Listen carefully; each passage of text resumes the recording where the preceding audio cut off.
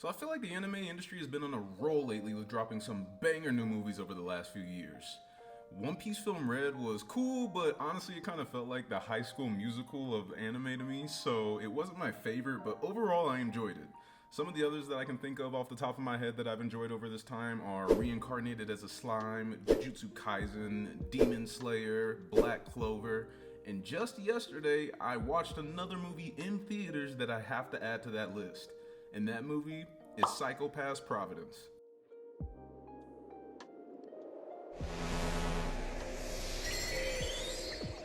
So for starters, this Psychopass movie was good. I thoroughly enjoyed this movie, and one thing that I have to say before we actually dive into the movie is that Production ID was in charge of making this movie. They're also in charge of making Kaiju number 8, and if this is the kind of quality that we are going to get with the Kaiju number 8 series, y'all don't got nothing to worry about, dog.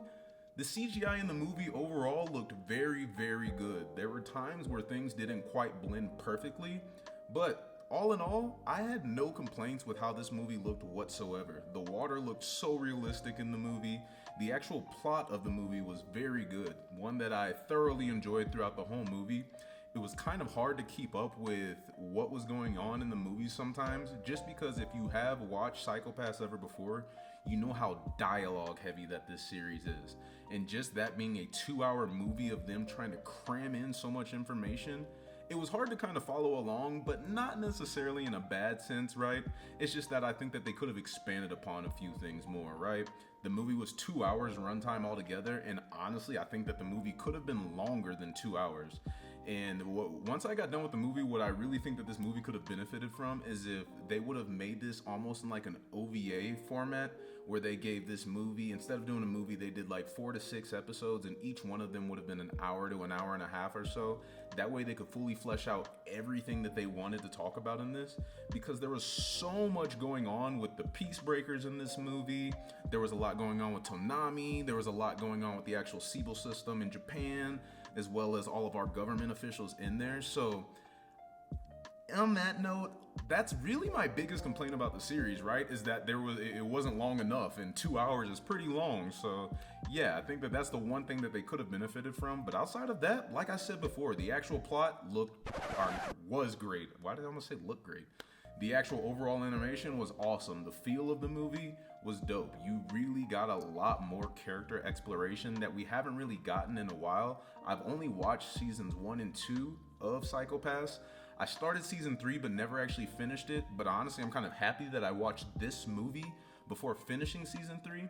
If you have watched Psychopass, then on the timeline, this movie is supposed to be watched after you get done with season 2, but before you start season 3, and it kind of gives you a little bit of information going into season 3 of what's going on. So the premise of the movie is basically that our main character Akane ends up getting an incident report that says that a foreign vessel was attacked while at sea. She goes to explore this vessel that was attacked and ends up learning that the group that was behind this attack is called the Peacebreakers.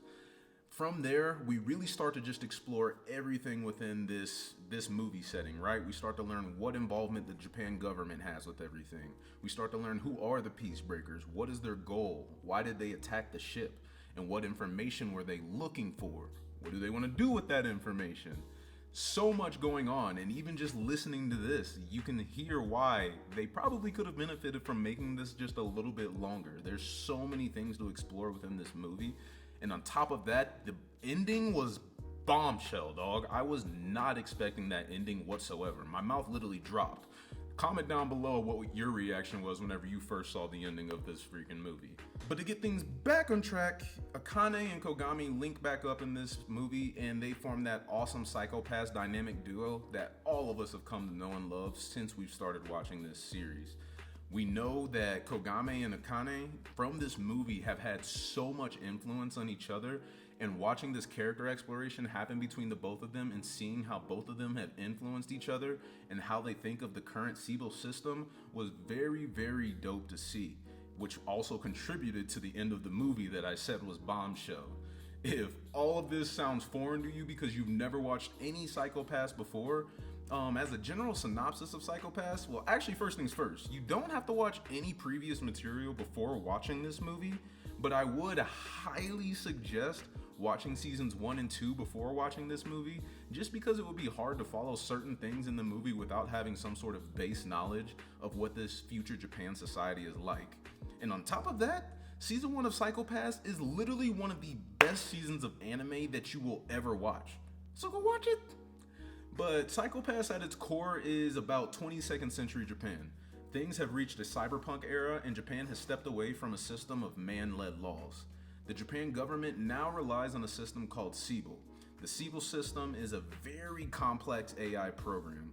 sibyl has the ability to monitor the biometrics, brains, and stress levels of all the citizens in Japan. By monitoring these things, sibyl can reveal everyone's latent criminal potential at any given moment. So the sibyl system is essentially predicting somebody as being a criminal before they even commit the act. And you can see where that would start becoming a huge moral dilemma. How can you arrest or punish somebody that has not even committed a crime yet? They may not commit the crime, just like what we saw back in the first episode of Psychopass. Now, the sibyl system is the judge in this future Japan, but it's not the executor. Sibyl's findings are followed up on by the police force, and our two main characters are a perfect way to describe the police force to you. Now, Akane is an inspector with the police force. Inspectors work under the direct supervision of the sibyl system and are officers in charge of handling cases. Now, they also typically have an enforcer underneath them, which is somebody like Kogami. Kogami is an enforcer with the police force. Enforcers are classified as criminals by the sibyl system already. However, they have the skills necessary to aid inspectors. Not only that, but their job is to take care of actions that might cloud their inspector's hue. Basically, the person who's already a criminal can keep on doing criminal deeds so that we don't create more criminals by accident, more or less, right? So it's a very backward system. And all these nuances within the sibyl system is truly so captivating to watch, and part of the reason that I'm so drawn towards this series, dog. Even whenever you watch a lot of the things that happen in this series, I remember in season 1, there was a point where there was a lady that was literally being offed in public in front of people. But the people that were in public were so afraid of their hue or their coefficient raising, and then they would be punished too, that they just stood around and watched this lady being attacked and offed in front of them. And that's something that you even start to see nowadays, dog. You load up the Twitter app and you'll see just fights on fights on fights, or just crazy incidents happening where nobody is helping these people that are in trouble. You just have people with their phones out recording, acting like it's the next big post that they're gonna make on social media for some clout. So if you really watch the Psychopass series, you will even see a lot of similarities in today's society, and that's why I think that this series has stood tall through its course of time, right? It's followed pretty closely to what we see in a modern society now. So yeah, that's basically all I got to say about the movie. It's a great watch. Go watch it.